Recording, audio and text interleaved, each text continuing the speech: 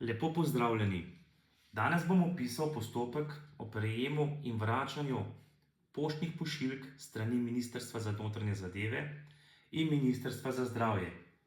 Vse od dne prehoda državne meje do danes. Medtem bodo tudi objavljene kopije vseh dopisov, da boste seznanjeni, kako sva zadevo peljala skozi omenjene postopke. Pa začnimo.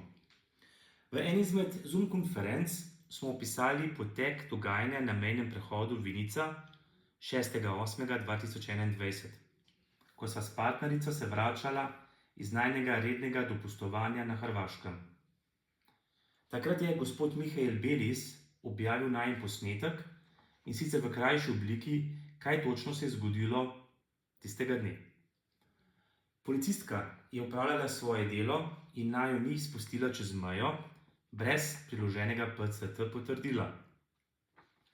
Ni zalegel noben citiran zakon in člen, ki sva ga navedla.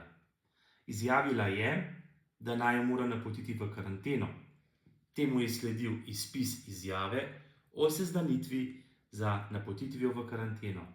Izpisane izjave sva potem prevzela, brez da bi jo tudi podpisala.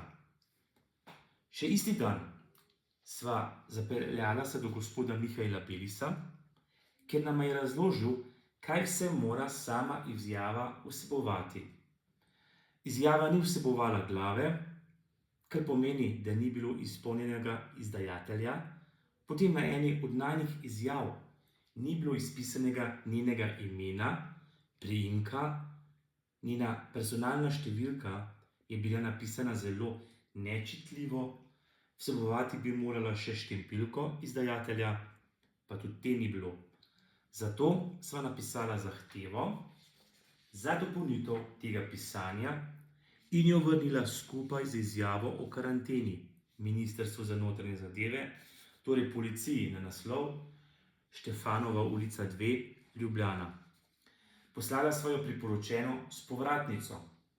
Prosila sva jih, naj to pisanje uskladijo z 210. členom Zakona o splošnem upravnem postopku in le ta popravek vrnejo najkasneje v roku 3 dni od prejema tega odpravka. Vkolikor tega ne dobiva, bova štela, da je zadeva v celoti brezpredmetna oziroma nična. V ponedeljek 9.8.2021 pa je bila iz strani Ministrstva za zdravje poslana odločba o karanteni, in sicer s hitro pošto, kar pomeni, da nama je bila dostavljena še isti dan. V sami odločbi je v zadnjem odstavku pisalo, da zoper odločbe ni možno pritožbe. Lahko pa vloživa tožbo. Vemo pa, da se je po zakonu možno pritožiti na vsako takšno odločbo. To odločbo sva poševno prečrtala na obeh izpisanih strani in poleg črte zapisala brezpredmetno in z dopisom ni pravne podlage. 11.8.2021 sva jo vrnila brez kakršnega koli dopisa Ministrstvu za zdravje, Štefanova ulica 5, Ljubljana. Seveda priporočeno in s povratnico. Odgovor na najino vrnjeno izjavo o karanteni, katero sva poslala skupaj z dopisom o popravku, sva prejela priporočeno. Meni so odgovor poslali 12.8., drugi odgovor pa moji partnerici 17.8. Odgovora sta identična, zapisali pa so, da je policija v skladu z odlokom Vlade Republike Slovenije pristojna za preverjanje pogojev vstopa Republike Slovenije zaradi zajezitve in obvladovanja nalezljivih bolezni COVID-19. Dovoljenje so izjeme, vendar midva nisva imela. Ker se z izjavo nisva strinjala, jo tudi nisva podpisala, so normalno zadevo odstopili Ministrstvu za zdravje, kateri nama bodo poslali odločbo. To pa sva dobila že pred njihovo pošto. No, petek 25.8.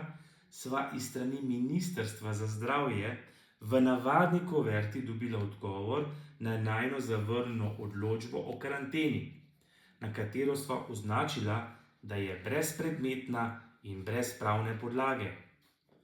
Na samem odgovoru so zapisali datum pisanja 20.8. Obe pošiljki sta bile vložene v hišni nabiralnik šele 5. dan po pisanju. To je malo čuden, zato da se ne moreš pritožiti.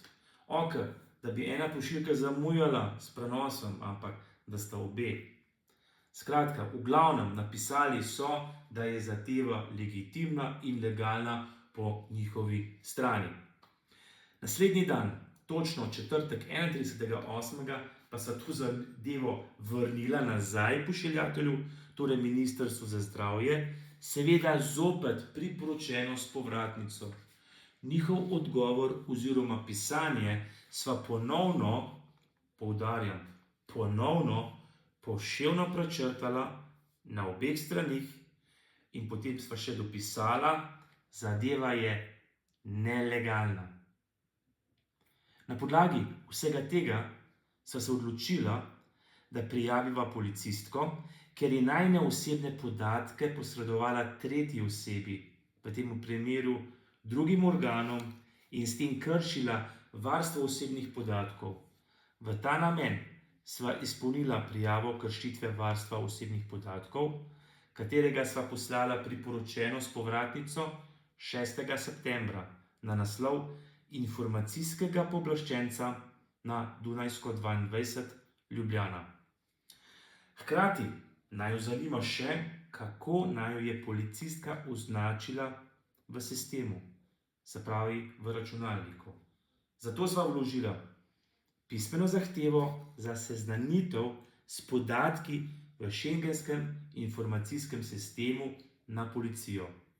Le to sva izpisala in poslala to 6. septembra v priporočenem pismu in zopet s povratnico.